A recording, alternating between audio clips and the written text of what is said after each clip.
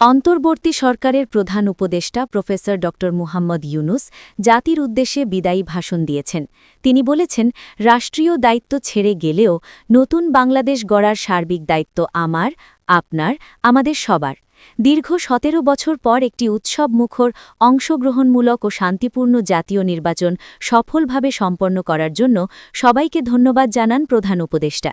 এই নির্বাচনের মাধ্যমে জনগণ, ভোটার, রাজনৈতিক দল, প্রার্থী, নির্বাচন সংশ্লিষ্ট প্রতিষ্ঠান ও আইনশৃঙ্খলা বাহিনী সম্মিলিতভাবে একটি প্রশংসনীয় নজির সৃষ্টি করেছে।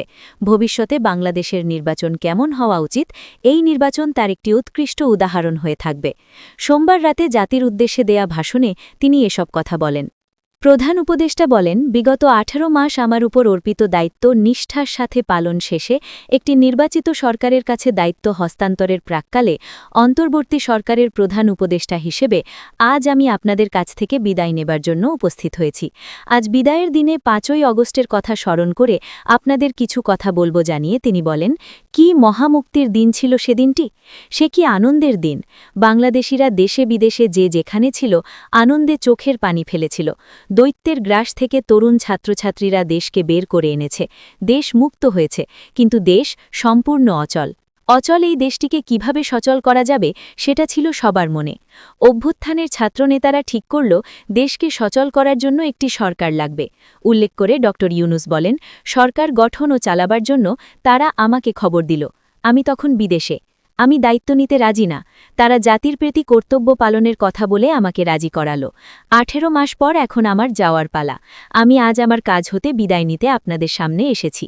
আমাদের প্রথম কাজ ছিল দেশকে সচল করা, জানিয়ে প্রধান উপদেষ্টা বলেন, এটা ছিল সবচাইতে কঠিন কাজ।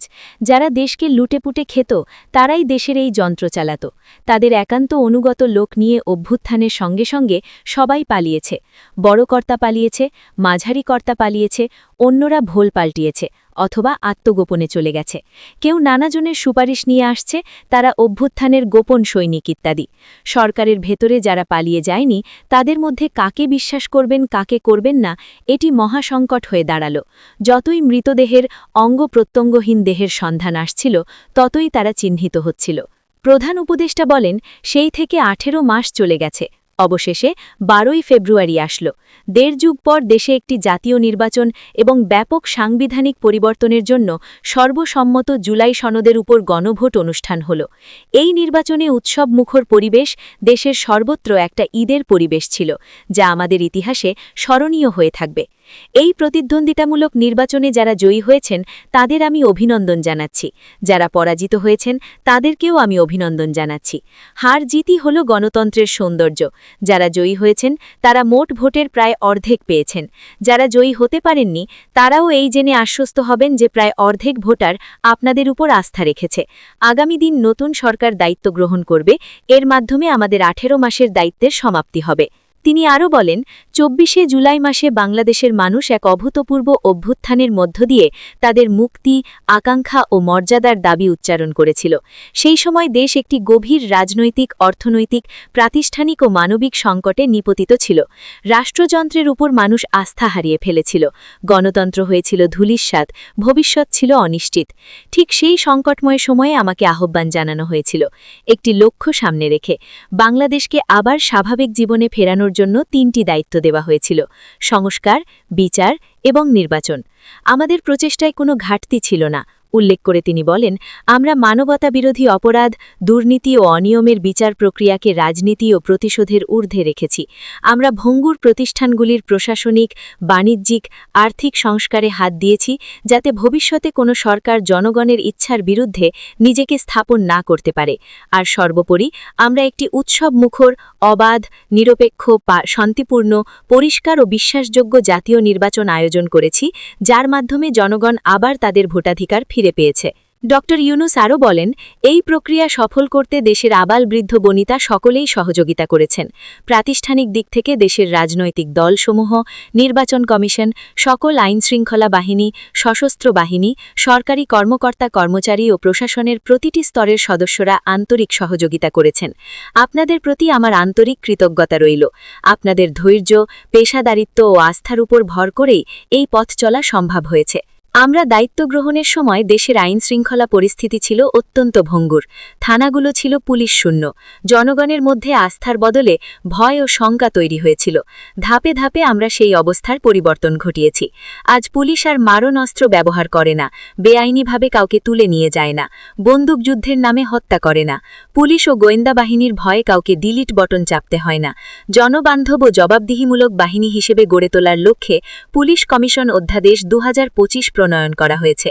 প্রধান উপদেষ্টা আরও বলেন, বিচার বিভাগকে স্বাধীন ও শক্তিশালী করতে পৃথক সচিবালয় গঠন, বিচার নিয়োগে স্বচ্ছ কাঠামো এবং দেওয়ানি ও ফৌজদারি আইনে যুগান্তকারী সংস্কার করা হয়েছে। সেপারেশন অফ জুডিশিয়ারির জন্য মাজদার হোসেন মামলার রায় আমরা বাস্তবায়ন করে গেলাম। গুমকে মানবতাবিরোধী অপরাধের স্বীকৃতি দিয়ে আন্তর্জাতিক অপরাধ ট্রাইব্যুনাল আইন সংশোধন করা হয়েছে। বিচার প্রক্রিয়াকে স্বচ্ছ করতে রায় সরাসরি প্রচারের সুযোগ, বিদেশি আইনজীবী নিয়োগ ও অন্তর্বর্তী আপিলের বিধান যুক্ত করা হয়েছে। বিচার একটা চলমান প্রক্রিয়া উল্লেখ করে প্রধান উপদেষ্টা বলেন, একাধিক ট্রাইব্যুনাল বর্তমানে সক্রিয়ভাবে কাজ করছে। ইতোমধ্যেই একাধিক মামলার রায় ঘোষণা হয়েছে। আন্তর্জাতিক অপরাধ ট্রাইব্যুনালে ফ্যাসিবাদের সময় দেশে যে গুমের সংস্কৃতি গড়ে উঠেছিল, সেই ভয়াবহ মানবাধিকার লঙ্ঘনেরও বিচার শুরু হয়েছে। বেশ কিছু মামলার বিচারিক কার্যক্রম এখন শেষের পথে। আমরা আশা করছি আগামী দিনগুলোতেও বিচারিক প্রক্রিয়া অত্যন্ত নিরপেক্ষ ও স্বচ্ছতার সাথে এগিয়ে যাবে। প্রফেসর ইউনুস বলেন, অন্তর্বর্তী সরকারের সবচেয়ে বড় অর্জন জুলাই সনদ, যার ভিত্তিতে গণভোটে বিপুল সংখ্যাগরিষ্ঠতায় তা বাস্তবায়নের সিদ্ধান্ত দিয়েছে দেশের মানুষ। জুলাই সনদের বাস্তবায়ন হলে ফ্যাসিবাদ ফিরে আসার পথগুলো চিরতরে বন্ধ হয়ে যাবে। আশা করব এটা নির্ধারিত সময়সীমার মধ্যে বাস্তবায়ন হবে। অন্তর্বর্তী সরকারের ছোট বড় ভালো মন্দ অনেক কথা ভুলে গেলেও জুলাই সনদের কথা জাতি কখনো ভুলবে না।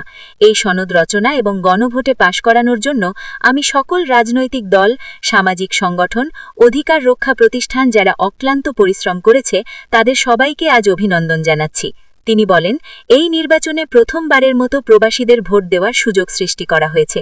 যখন একজন ভোটার গর্বভরে এই নির্বাচন ও গণভোটে ভোট দেওয়ার অভিজ্ঞতা সোশ্যাল মিডিয়ায় বলে, তখন একজন নাগরিক হিসেবে আমি আনন্দ ধরে রাখতে পারি না। আমি আশা করি এই প্রক্রিয়ায় ভবিষ্যতে আরও অনেক বেশি প্রবাসীরা নিশ্চিন্তে অংশগ্রহণ করতে পারবেন। আমরা দায়িত্ব গ্রহণের সময় অর্থনীতি বিপর্যস্ত ছিল, জানিয়ে অন্তর্বর্তী সরকার প্রধান বলেন, ব্যাংকিং ব্যবস্থা ভেঙে পড়েছিল, অর্থ পাচার ছিল লাগামহীন। আমরা রাজস্ব ব্যবস্থাপনা, কর নীতি, মুদ্রা ব্যবস্থাপনা ও আর্থিক খাতে কাঠামোগত সংস্কার এনেছি। তলাবিহীন অর্থনীতি আমাদের জন্য রেখে গেছে আগের ফ্যাসিবাদী সরকার। কেন্দ্রীয় ব্যাংক বাণিজ্যিক ব্যাংককে ফতুর করে দিয়ে গেছে। $234 বিলিয়ন পাচার করে নিয়ে গেছে। বিশাল ঋণের বোঝা রেখে গেছে। এসব আমাদের জানা কথা। আমরা যারা এই অর্থনীতি আবার চালু করার দায়িত্ব পেয়েছিলাম, তারা দিশা খুঁজে পাচ্ছিলাম না। তিনি বলেন, পররাষ্ট্রনীতিতে বাংলাদেশের সার্বভৌমত্ব, জাতীয় স্বার্থ ও দেশের মর্যাদা, এই তিনটি মূল ভিত্তি আমরা দৃঢ়ভাবে পুনরুদ্ধার করতে সক্ষম হয়েছি। নতজানু পররাষ্ট্রনীতি কিংবা অপর দেশের নির্দেশনা ও পরামর্শ নির্ভর বাংলাদেশ এখন আর নয়। আজকের বাংলাদেশ নিজের স্বাধীন স্বার্থ রক্ষায় আত্মবিশ্বাসী, সক্রিয় ও দায়িত্বশীল। বিশ্বের সকল দেশের সাথে পারস্পরিক সম্মান ও স্বার্থের ভিত্তিতে সম্পর্ক গড়ে তুলতে আমরা প্রতিশ্রুতিবদ্ধ। একই সঙ্গে ভারসাম্য বজায় রেখে ভবিষ্যতের জন্য প্রয়োজনীয় কৌশলগত সিদ্ধান্ত নিতে সক্ষম এমন একটি রাষ্ট্র হিসেবে বাংলাদেশ আজ নিজেকে প্রতিষ্ঠিত করেছে। প্রধান উপদেষ্টা বলেন, রোহিঙ্গা সংকট আমাদের জাতীয় নিরাপত্তা, আঞ্চলিক স্থিতিশীলতা ও অর্থনীতির উপর একটি গুরুতর ও দীর্ঘমেয়াদী চাপ সৃষ্টি করে রেখেছে। দুঃখজনকভাবে দীর্ঘ সময় ধরে এই সংকট নিরসনে কোনো কার্যকর ও সমন্বিত আন্তর্জাতিক উদ্যোগ দৃশ্যমান ছিল না। দায়িত্ব গ্রহণের পর আমরা আন্তর্জাতিক অঙ্গনে এই মৃতপ্রায় ইস্যুটিকে পুনরায় বিশ্ব মনোযোগের কেন্দ্রে নিয়ে আসতে সক্ষম হয়েছি। দীর্ঘ ফ্যাসিবাদী শাসনকালে বাংলাদেশের সশস্ত্র বাহিনীর ক্ষমতা ও আধুনিকীকরণের বিষয়টি পরিকল্পিতভাবে উপেক্ষিত ছিল। আমরা অল্প সময়ের মধ্যেই সেই অবস্থার মৌলিক পরিবর্তনের সূচনা করতে পেরেছি। দায়িত্ব গ্রহণের পর থেকেই বর্তমান সরকার সশস্ত্র বাহিনীর ক্ষমতা বৃদ্ধি, আধুনিকীকরণ এবং যে কোনো ধরনের আগ্রাসন কার্যকরভাবে মোকাবেলা করার জন্য সশস্ত্র বাহিনীকে উপযোগী করে গড়ে তোলাকে অগ্রাধিকার দিয়েছে। আমাদের খোলা সমুদ্র কেবল ভৌগোলিক সীমারেখা নয়, এটি বাংলাদেশের জন্য বিশ্ব অর্থনীতির সাথে যুক্ত হওয়ার উন্মুক্ত দরজা। নেপাল, ভুটান ও সেভেন সিস্টার্সকে নিয়ে এই অঞ্চলে অর্থনৈতিক সমৃদ্ধির বিশাল সম্ভাবনা রয়েছে। অর্থনৈতিক অঞ্চল, বাণিজ্যিক চুক্তি ও শুল্কমুক্ত বাজারে প্রবেশের সুযোগের মধ্য দিয়ে এই অঞ্চল একটি বৈশ্বিক উৎপাদন কেন্দ্র হিসেবে গড়ে ওঠার শক্তিশালী ভিত্তি প্রতিষ্ঠিত হবে। সম্প্রতি বাংলাদেশের সাথে যুক্তরাষ্ট্রের একটি গুরুত্বপূর্ণ বাণিজ্যিক ও শুল্ক চুক্তি সম্পন্ন হয়েছে। এই চুক্তি কেবল একটি বাণিজ্যিক সুবিধা নয়, এটি বাংলাদেশের অর্থনীতি, কর্মসংস্থান, শিল্পায়ন এবং আন্তর্জাতিক কূটনৈতিক অবস্থানকে দীর্ঘমেয়াদে শক্তিশালী করার জন্য একটি সামরিক ভিত্তি হিসেবে কাজ করবে। এই চুক্তির ফলে মার্কিন বাজারে বাংলাদেশের জন্য প্রযোজ্য শুল্কভার রেসিপ্রোকাল ট্যারিফ 37% থেকে 19% নেমে এসেছে। এই চুক্তির একটি বিশেষ দিক হল যুক্তরাষ্ট্রে উৎপাদিত তুলা ও কৃত্রিম তন্তু ব্যবহার করে তৈরি পোশাক পণ্যে শূন্য পারস্পরিক শুল্ক সুবিধা। এটা একটা মস্ত সুবিধা। এর মাধ্যমে মার্কিন বাজারে শুল্ক সুবিধা পাওয়ায় বাংলাদেশি পোশাক আরও কম দামে যুক্তরাষ্ট্রে প্রবেশ করবে।